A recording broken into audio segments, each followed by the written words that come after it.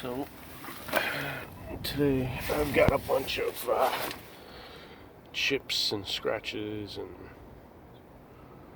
that sort of thing. You can see here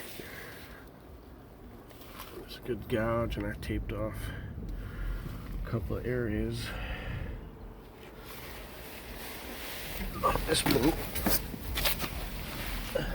that need gel coat, and you can see here and down here another chip that need gel coat and fiber and that kind of thing. A couple of them are just buff marks. These guys gave me, I did the transom and the